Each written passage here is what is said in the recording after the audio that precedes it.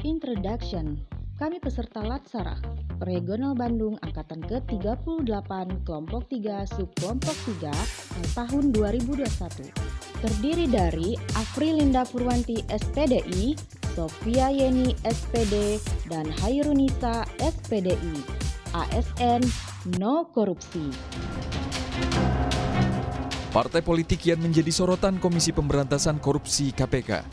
Dari data Komisi Anti Rasuah, diprediksi lebih dari 60% kasus korupsi yang diproses KPK merupakan politisi yang menempati posisi sebagai wakil rakyat hingga kepala daerah. KPK menyarankan agar pemilik suara melihat rekam jejak peserta pemilu pada 17 April mendatang.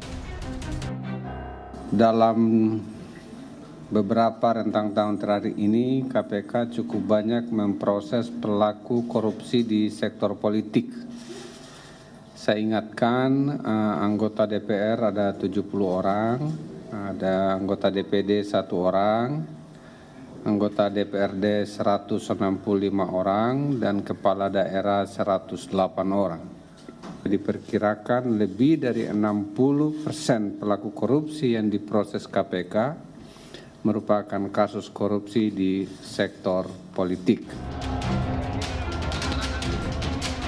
Dan kasus penangkapan Roma Hurmuzi bukan kali pertama KPK menangkap Ketua Umum Parpol. Ketua Umum P3 periode 2007-2014, Surya Dharma Ali, yang ketika itu merangkap Menteri Agama, dijerat 2 kasus di KPK, yakni korupsi penyelenggaraan ibadah haji dan korupsi dana operasional menteri. SDA divonis 10 tahun penjara. Nama Ketua Umum Parpol yang terjerat korupsi antara lain Ketua Umum Partai Demokrat 2010-2013, Anas Urbaningrum, yang divonis 14 tahun penjara dalam kasus korupsi Hambalang. Selain itu ada Presiden PKS 2009-2013, Lutfi Hasan Ishak. Ia divonis 18 tahun penjara atas kasus suap impor daging. Dan Ketua Umum Partai Golkar 2016-2017, Setia Novanto, yang divonis 15 tahun penjara karena terbukti melakukan korupsi KTP elektronik. Tim Liputan, Kompas TV. Berdasarkan video tadi, dapat diartikan korupsi adalah penyelewengan atau penyalahgunaan uang negara atau perusahaan untuk kepentingan pribadi atau orang lain. Bentuk-bentuk korupsi diantaranya adalah merugikan keuangan negara, suap menyuap, penggelapan dalam jabatan, pemerasan, perbuatan curang, benturan kepentingan dalam pengadaan, dan gratifikasi. Lalu, bagaimana dampak korupsi dilihat dari aspek pemerintahan, hukum, politik, pertahanan dan keamanan, juga lingkungan? Mari kita simak. Dari aspek pemerintahan, dampak korupsi dapat mematikan etika sosial, birokrasi tidak efisien, dan hilangnya fungsi pemerintahan. Dari aspek hukum, yaitu peraturan perundang-undangan tidak efektif dan hilangnya kepercayaan terhadap negara.